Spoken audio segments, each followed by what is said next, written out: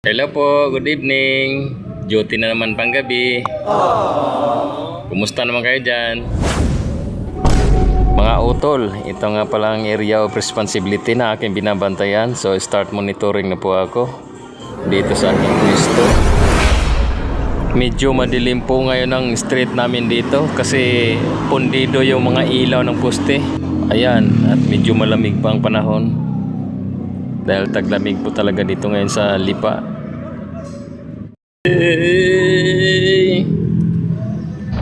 Maraming nagsasabi guys no na malungkot daw ang trabaho na isang gwardiya, lalo pang gabi.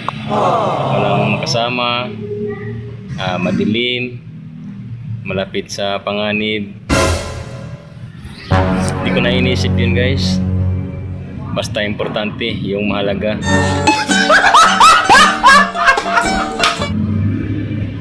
Na kumikita ako ng pera para sa aking pamilya. Diba? Pag ganun din kayo.